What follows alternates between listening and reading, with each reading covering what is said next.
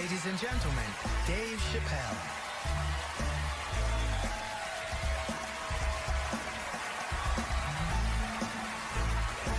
Thank you. Oh boy, I'm very nervous. No pressure. During the Civil Rights Movement, I can't read what's on the teleprompter. Some about Black America and white America. There's Black Americans and there's white Americans. We're all one America. So if you don't mind, this is not live, is it? I imagine whatever I say, you could just edit it out. Let's try it a few ways. Lou, are you in the booth? I am. All right, good. You know what, Lou? Let's just play around with it and see if we can get it right and get this clip package on, and then let me go home. All right? You got it. All right. Ready. All right. Count me in. 5, 4, 3, 2, 1. Wu-Tang. I'm just with you, Lou. Let's do it again. We're gonna do it again. We'll get it right. Here we go, Dave. 5, 4, 3, 2. You know, when I was a comedian starting out in Washington, D.C., right here in this city, 1988, I'll never forget this. It was a comedy club owner that banned profanity from his comedy club. He said it offended his audience, and this was a cause of major concern for all the comedians in the circuit. And we all called a meeting, and we had the owners come, and it was the club owners, and it was the comedians. It was the classic labor dispute. The club owners laid out their case. There cannot be profanity in these clubs because that offends people. And there's a comedian who's still a good friend of mine to this day. He lives right here in Washington, D.C. He stood up and he said, he's black, I should tell you, because it's important to the story. He says, I use profanity because I live a profane lifestyle. He says, I don't have an insect infestation in my house. I have roaches.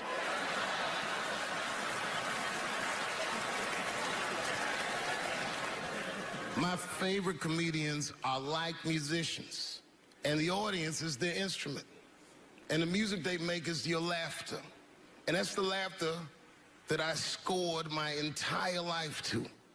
So now, some of my favorite American comedic composers. Thank you. When I lose my job, I lose my man. Treat me like a dog. He called me a dog. Yes, he did. One day he called me an old dog. Sometime I wished I was a dog and he was a tree. When you stop and think, football's a fair sport for my people. Only sport in the world a Negro can chase a white man and 40,000 people stand up and cheer. See, in my neighborhood, the kids have a kind of a dubious reaction to that whole Santa Claus concept. They just don't believe that a white man will ride a reindeer through Harlem after midnight. In truth, white friend, it's you that all look alike. But look at the black people around you. We all different colors. Black walnut, burnt elk, almond, chocolate mocha, pecan, vanilla, yellow, mellow, light, bright, and damn near white. We come from the first people on the earth. You know, the first people on the earth were black people. We the first people had thought, right? We was the first one to say, where am I? And how do you get to Detroit? I think maybe like 30 years ago, there was a woman that wanted to sing, and a black lady that sang opera that wanted to sing. What was her name? Mary Anderson. And this place was like segregated, and they couldn't sing here. And here we are, like not even 50 years later, a 22-year-old black man on stage getting paid to hold his. God bless America. I gotta go now. Y'all take it easy. Bye-bye.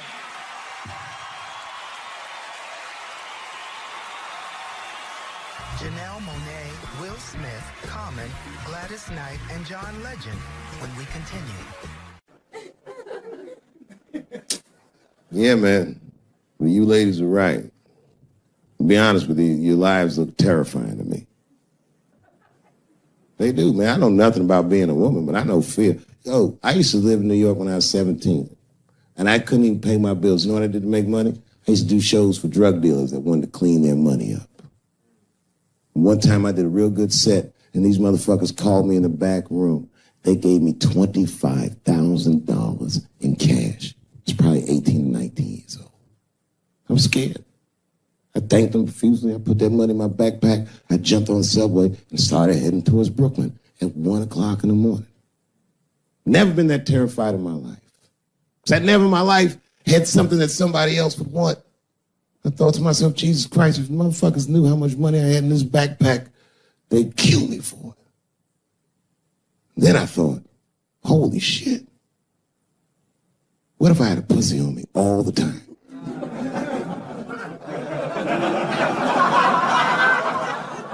That's what women are dealing with. I'm gonna tell you right now. It's real talk. If them same drug dealers gave me a pussy and said, put this in your backpack and take it to Brooklyn, I'd be like, nigga, I can't accept this.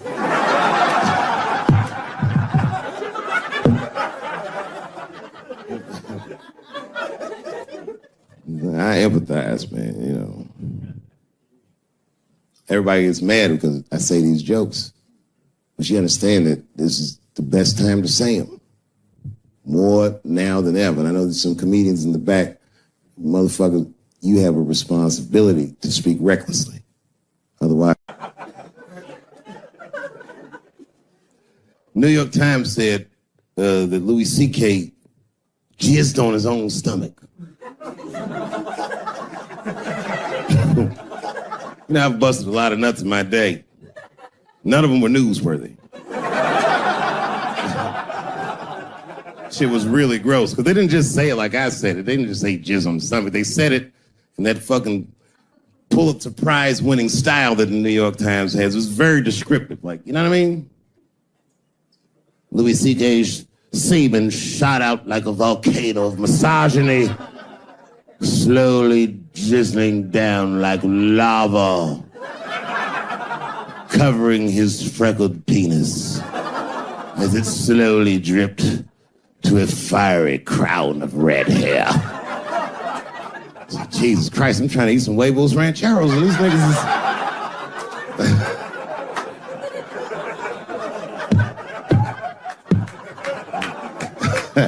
And you know, the tough part, being a comedian, knowing the motherfuckers, everybody comes up to me like, did you know?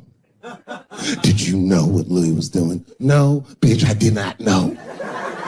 The fuck you think we talk about at the comedy club? Hey, nigga, how was the weekend? Great, man. I was just jerking off in faces and coming on my own stomach, having a good time. You know how this business is. No, I didn't know. They act like we sit around like Grease. Tell me more, tell me more. Then she put up a fight. Dun, dun, dun, dun, dun, dun, dun, dun, dun, dun. Sorry, I don't know the choreography, but you get the point. You get the point. She was intense. But Louis was like the turning point. I mean, you know, all these allegations are terrible. Louis was the only... I shouldn't say this, but fuck it. His allegation was the only one that made me, like, laugh. Well, if you think about it, because all his friends is reading it, and he's jerking off, and he's surprising people. He's surprising me.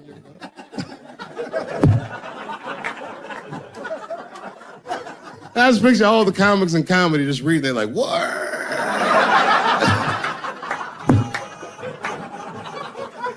It's terrible. I know it's terrible. I'm sorry, ladies. You're right. You are right. But at the same time, I mean, you know what I mean? I don't know. Jesus Christ, they took everything from Louis. I was like, I don't know, it might be disproportionate. I can't tell. I can't tell. This is like where it's hard to be a man.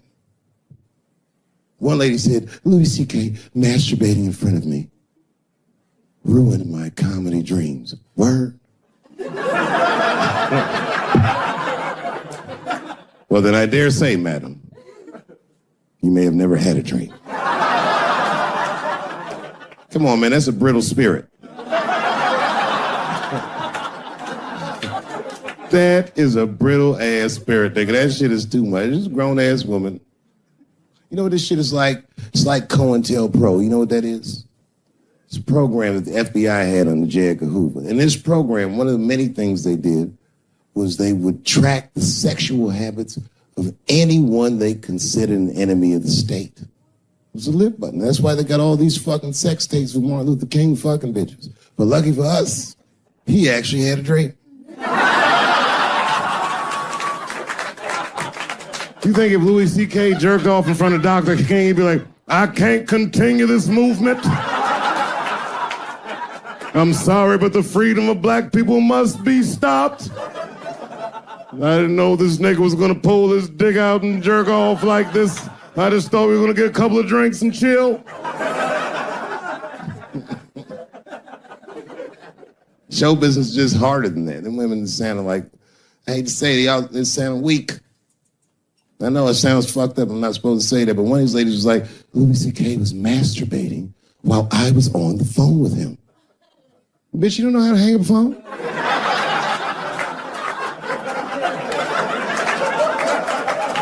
How the fuck are you going to survive in show business if this is an actual obstacle to your dreams? I know Louis is wrong, ma'am. I'm just saying I'm held to a higher standard of accountability than these women are. Don't forget who I am. Don't forget what I am.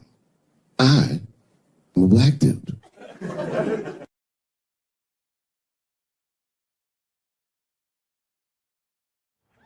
Well, this has been fucking wonderful.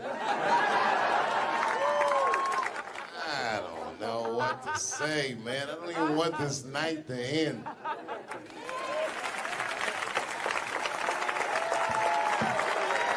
I promise you, whoever cares the most, I care at least as much as them.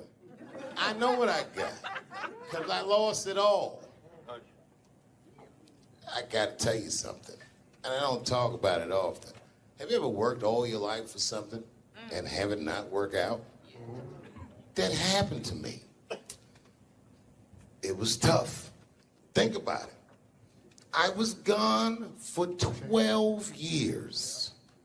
It's not a little bit of time. It was hell. I watched other niggas that I knew become very famous. I watched the world go on without me. I mourned the loss of it.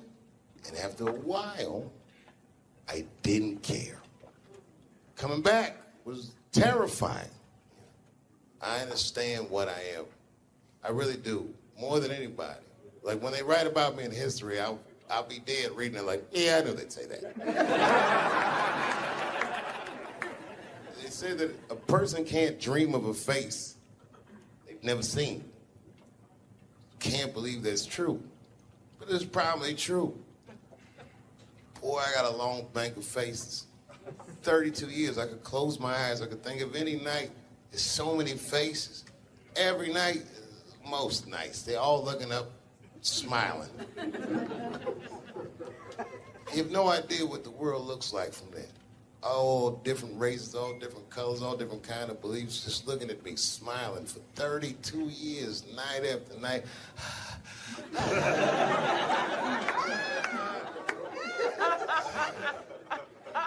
No comedian take that for granted. I swear to God, this might be the noblest of professions. Robin Williams had a bar that I loved. He said comedy is the only job you can have where you can use everything you know. And that's true. You can use more than you know. If you use what you think, use it. Don't be afraid. Don't let these bitch-ass niggas button your lip. Say it anyway.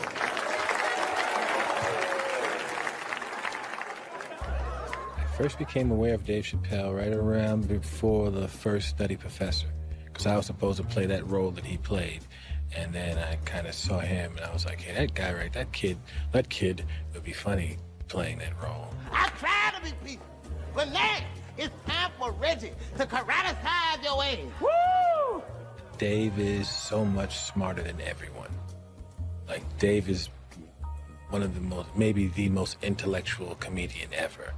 It took us 400 years to figure out as a people that white people's weakness the whole time was kneeling during their national anthem. That's a brittle spirit. That's right, nigga. On the rockets, regular. Ah! Ah! What are you doing, nigga? Stand up! He stretched the art form and his impact on the culture. He is the voice of his generation, without question. Nobody's even close to him. No, I've had to learn, and that's where Dave Chappelle has been a wonderful friend and mentor. What did Chappelle say to you that helped you with that? Chappelle said to me, we were doing a show at Radio City together. It was during his run. Right. And I was on one of the shows, and he said to me, I said, man, what am I going to tell these? Because I was like, I'm going to do comedy before Dave Chappelle. I was like, Dave, what am I even doing here? And Dave said, and I said, I don't even know if I'm funny enough to be here. I said, you're nice, and I think I'm a really funny guy, but what am I doing here? And Dave said, look, man. He said, you don't understand something. He said, you're not here because you're funny. He says, I know 100 funny motherfuckers out there. He said, you're here because you're interesting. And he said, anyone can be funny. Not everybody can be interesting. Not everyone can make an audience listen to what they're saying. Not everyone has a wealth of life experience that makes people want to know what they have in their minds. And so that changed my perspective on silence. And so now, if I can hear that an audience is listening, I'm engaged. Well, that is a great piece of advice, not only for comics, but for anybody. Right. Because, wow, the thing that I love about Chappelle, and you just identified it, is he will go. He's interesting. And he is an interesting guy. He's the most interesting man I've ever met. That's what makes Dave Chappelle. Many people are funny. There's a lot of funny stand-up comedians all over the world. Yes. But what makes Dave Chappelle is that he is interesting. It's how he sees the world between the jokes. But all jokes aside, Kevin Spacey shouldn't have done that shit to that kid. He's 14 years old and was forced to carry a grown man's secret for 30 years. Jesus Christ, he must have been busting at the seams with that one. The saddest part is, if he were able to carry that secret for 6 more months, I would get to know how House of Cards ends. Loved was, I can't believe that I've been in this business long enough that we're like the older guys now. It always blows my mind that I'm like 5 years older than Dave Chappelle, because he was already a made guy when I came in. So I always look at him like he's got 10 years on me, or 15. And, just when I watch his act, I'm like, this guy's clearly been doing this a good couple of decades longer than me. And the reality is, I think he's only been doing it like 6 years longer than I have or something like that. He's fucking amazing. And what I love, too, is just he's that same, with all that's changed, everybody getting offended, all of this fucking crap, how you get in trouble, he hasn't changed at all. He's just like that same guy that I saw way back in the day when I used to go to the Boston Comedy Club and watch him go on at like 2 a.m. and just start murdering at 2 a.m. And I remember I used to always sit there going, how do you do that?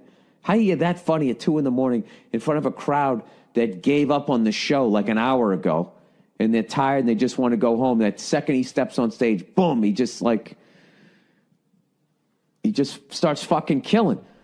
Dave's a beast. Dave's a beast, man. That's the only man that puts a little fear in my heart. I'm like, okay, it's real. What's he doing? Do you watch him? Do you watch him? Totally. You study? Totally.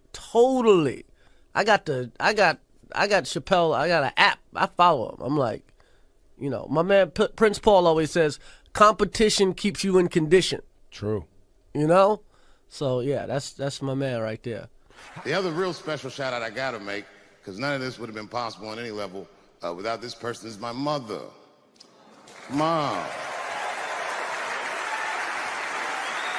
My mother.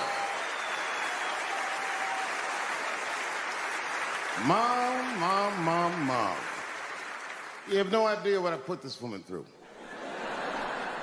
If you had just given birth to me, that would have been more than enough. But the fact that she raised me and raised me well, we had a real oral tradition in our house. I knew the word griot when I was a little boy. A griot was a person in Africa who was charged with keeping the stories of the village everyone would tell a griot the stories and they would remember them all so that they could tell future generations. And when they got old, they'd tell them to someone else. And they say in Africa, when a griot dies, it's like a library was burnt down. And my mother used to tell me, before I ever thought about doing comedy, she said, you should be a griot. And she'd fill me with every story of black life. You know, she's educated in African-American studies, and she would let me understand the context that I was being raised in, that I'm being raised in a hostile environment that I have to tame. By the time I was 14 years old, I was in nightclubs, mastering an adult world. It was terrifying. The crack epidemic was going on, and my mother would hear gunshots outside and be scared to death. Maybe it's my son. But early in my career, if you remember, Mom, you used to sit in the club with me. She'd do a full day of work. You'd be back there falling asleep, just waiting for me to go on. She would watch my show every night. Do you know how long that car ride is home?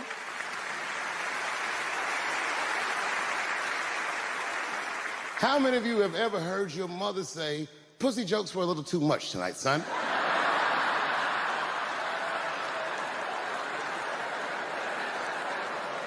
I was a soft kid. I was sensitive, I'd cry easy, and I would be scared to fist fight.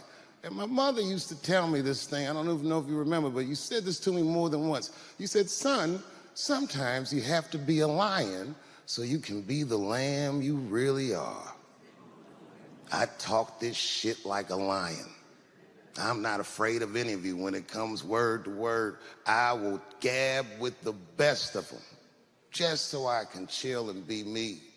And that's why I love my art form, because I understand every practitioner of it. Whether I agree with them or not, I know where they're coming from. They want to be heard. They got something to say. There's something they notice. They just want to be understood. Love this genre. It saved my life.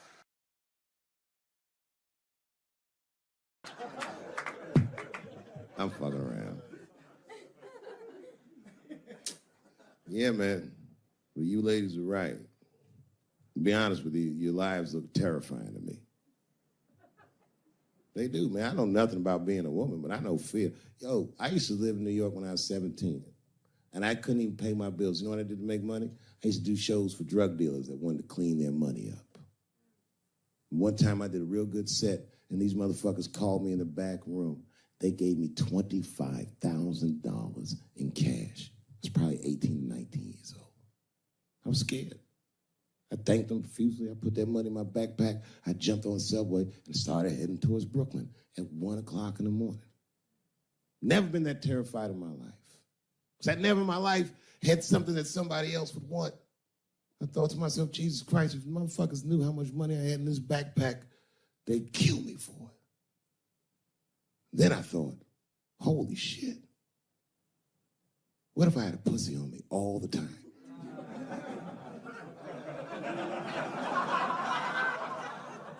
That's what women are dealing with. I'm gonna tell you right now, it's real talk. If them same drug dealers gave me a pussy and said, put this in your backpack and take it to Brooklyn, I'd be like, nigga, I can't accept this.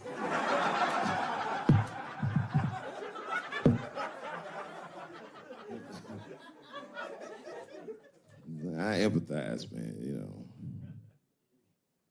Everybody gets mad because I say these jokes. But you understand that this is the best time to say them. More now than ever. And I know there's some comedians in the back. Motherfucker, you have a responsibility to speak recklessly. Otherwise, my kids may never know what reckless talk sounds like. The joys of being wrong. I didn't come here to be right. Just came here to fuck around. It's hot in here suddenly, isn't it? I wonder where that heat came from. I wonder what happened to me. Where did I go for 12 years if I wasn't raped?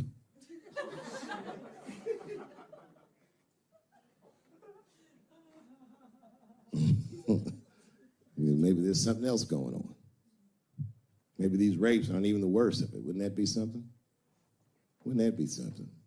You can go ahead and go to the bathroom, Brooklyn. You don't need to hear this shit. He's under an enormous amount of pressure. He is. Just being big and black with that hairdo, nigga, motherfucker is a suspect for everything. Except white-collar crime.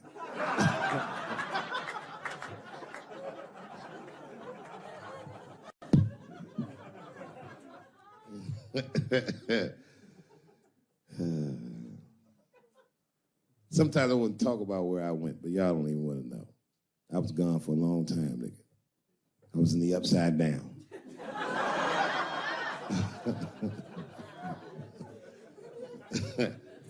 Scary being a white dude now, isn't it? A little bit, no? Well, you're not gonna get me too. But you know what I mean?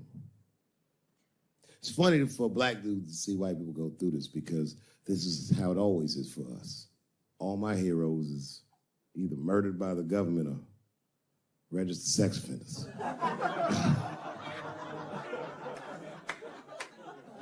Sad, I know, man. But we've already been through it, like Michael Jackson. Remember when they said all that shit about Michael Jackson? They never proved anything till his dying day, but they said that he did some very heinous things. And one time I watched a documentary about it. They were talking about all the shit Michael Jackson allegedly did. And as they were saying all these allegations, they started showing pictures of his home, the Neverland Ranch. You ever seen Michael Jackson's house on television? Well, the short of it is,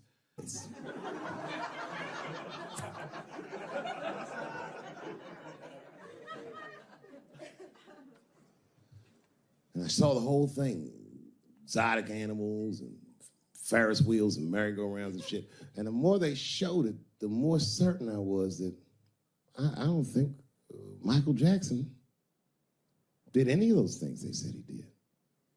His house didn't look sexual. It looked like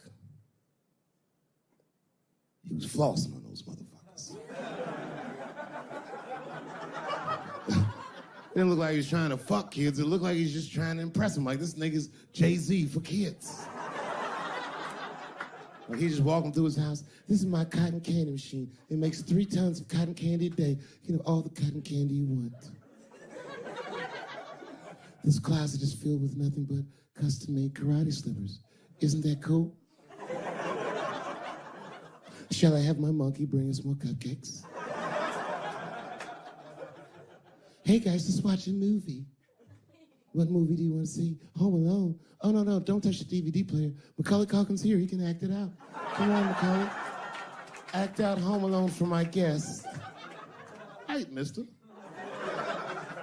This is fantastic, man. We had you all wrong. All wrong? What? I don't understand. What do you mean? Huh? Oh, well, you know, man, we thought it was going to be the usual. Like, you're going to have us come over and give us some wine cooler and, you know, suck our dicks. What? Suck your dick? You faggot-ass kids. Why trying to suck your dick, nigga? I was trying to show you a better life. Bubbles, get these kids the fuck out of my house. You're just like everyone else. Hollywood is no place for moral absolutism. You know what I mean? We must never forget that R. Kelly peed on a 15-year-old girl. And he also wrote, I Believe I Can Fly. Same guy, same lifetime. If I showed you that video of him peeing on that girl and scored it to I Believe I Can Fly, he'd be torn. I used to think that I could not go on if I can see it.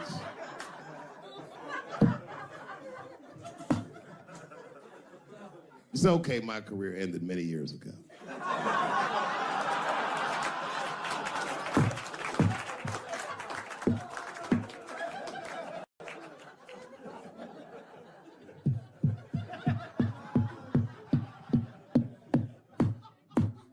Order. No, I'm terrible. I'm sorry, everybody. I'm sorry.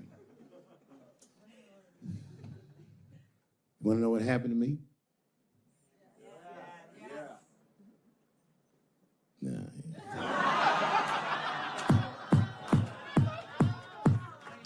It's tempting, but I don't want to talk about it. Maybe at the end, when I run out of things to talk about. Actually, I'm almost there.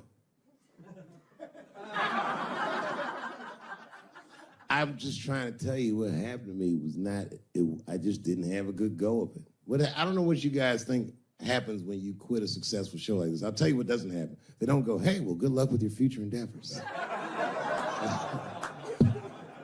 That's not what happens. It was cold out there. For real, I had to watch it all go down without me. I had to watch all those people do my show, Key and Peele, and Amy Schumer, and Mind and Mencia. Well, I'm not going to say they were doing my show. I'm just saying they had.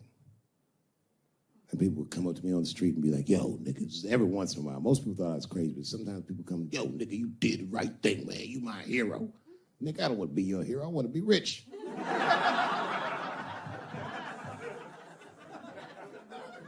Never choose to be a hero, because heroes die uncomfortable deaths. All I wanted to be was Paul Revere. I just needed one heroic moment, you understand? Paul Revere's ride was only one night. And then 40 years of him being like, hey, y'all, remember that time everybody was asleep and I was up and the British was coming? Boy, it's a good thing I was awake, nigga. Everybody be dead.